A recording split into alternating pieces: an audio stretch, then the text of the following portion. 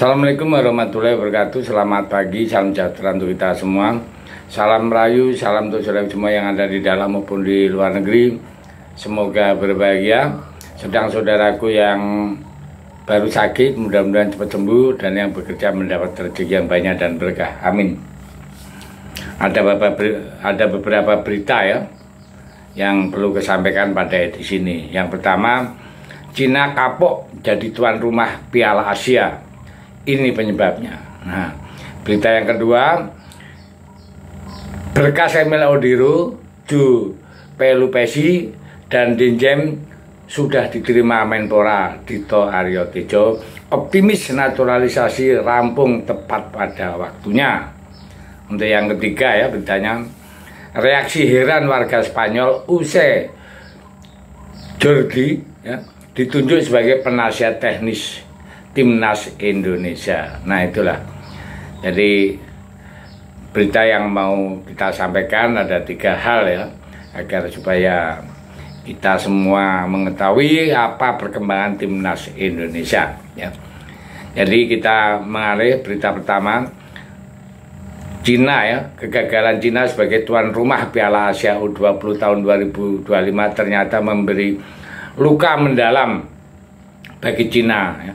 Negeri tirai bambu itu bahkan memutuskan untuk tidak kembali menjadi tuan rumah dalam perhelatan Piala Asia di semua jenjang umur. Sikap mengejutkan diambil oleh Federasi Sepak Bola Cina pada Selasa 25 Februari tahun 2025. Mereka memutuskan tidak ingin kembali terlibat sebagai tuan rumah ya, penyelenggara kompetisi antar negara Asia. Sikap Cina muncul setelah tim Nas U20 mereka ya, menelan kekalahan di Piala Asia U20. Meski berstatus tuan rumah, pasukan naga muda yang bermimpi ke Piala Dunia harus terkubur di babak 8 besar.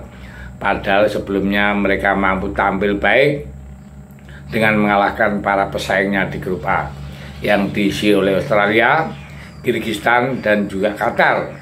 Mereka bahkan terhitung subur dengan menciptakan 8 gol selama kompetisi ya. Jadi pesta gol Cina tahun U20 ini awalnya dimulai dengan mengalahkan Qatar ya, dengan skor 2-1, yang jumlah gol bertambah saat melawan Kyrgyzstan yang berakhir dengan 5-2 untuk kemenangan Cina. Sayangnya saat melawan Australia, Cina takluk dengan skor 2-1 di fase grup ya.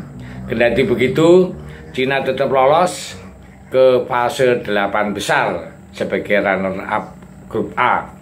Berhasil maju babak 8 besar, Cina kemudian bertemu dengan Arab Saudi. Berstatus sebagai pemuncak grup B ya, Arab Saudi berhasil menjadi mimpi buruk bagi Cina. Alhasil Timnas Cina harus menelan kekalahan tipis di depan publik sendiri.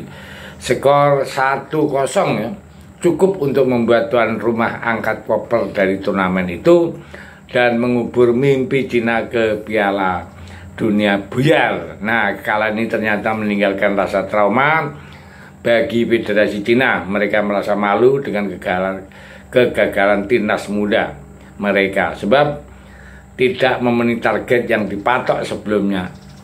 Akibat saat itu ya, jadi Cina akhirnya tidak mau jadi tuan rumah Piala Asia tahun 2031.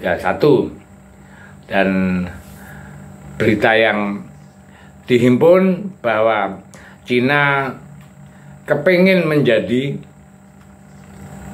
tuan rumah Piala Dunia. Wah, boleh juga ya. Jadi dia lebih lebih menargetkan yang lebih tinggi agar supaya ya tahu sendiri kan, kita dalam waktu dekat dia akan masuk ke babak ketiga kualifikasi Piala Dunia. Dia mengharapkan bisa menang ya.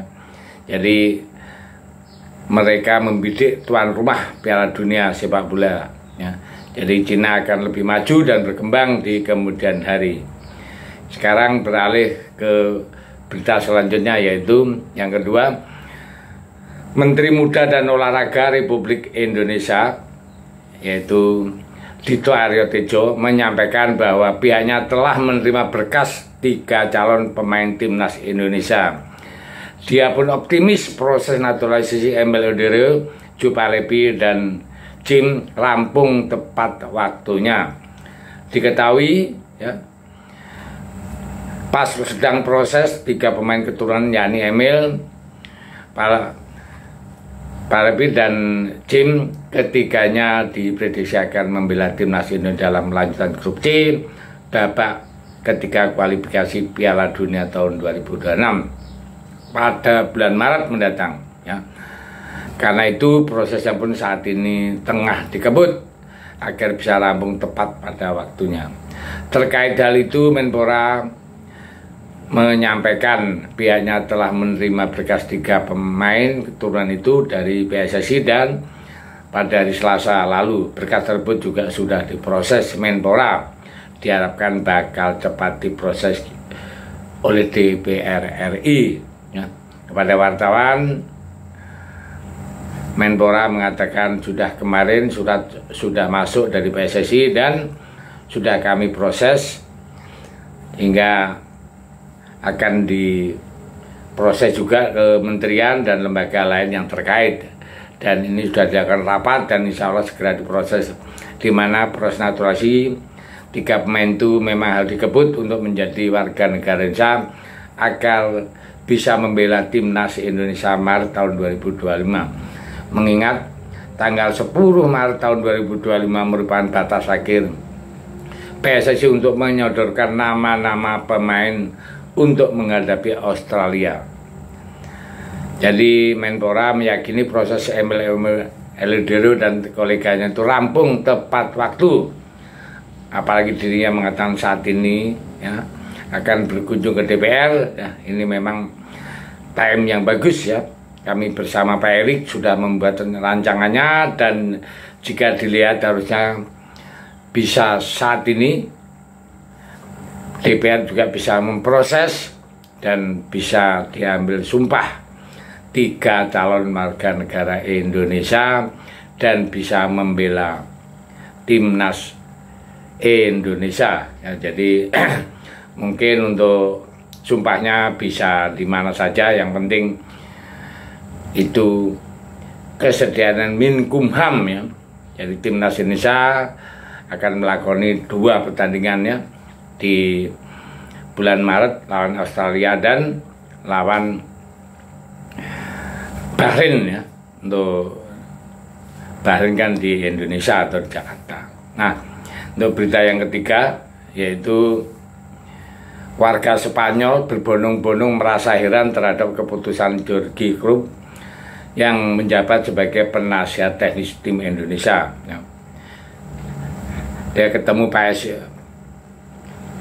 Erick Thohir kan, telah mengumumkannya di mana Jordi sudah menjadi penasihat teknis yang sosok terbaru yang bergabung dengan timnas Indonesia. Erick tadinya mencari direktur teknik namun belum menemukannya. Untuk saat ini Jordi sudah dipilih sebagai penasihat teknis ya. Saya baru bisa mengumumkan figur yang seperti ini bisa mengupgrade timnas Indonesia, yaitu technical advisor untuk timnas Indonesia. Jordi Cruyff yang sebelumnya menjabat di Barcelona sebagai sporting director pada tahun 2023. Jadi anak legenda timnas Belanda Johan Cruyff itu tersebut sebelumnya sudah pernah melatih di sejumlah tim seperti timnas Ekuador, juga klub-klub Israel, Tel Aviv. Jordi juga pernah melatih 2 tim di Cina, yaitu Dangdae dan juga Sunen FC. Jadi untuk Jordi punya pengalaman yang cukup bagus. Ya, saya pikir itu berita yang bisa sampaikan. Mudah-mudahan ketiganya untuk menambah wawasan kita bersama. Merdeka.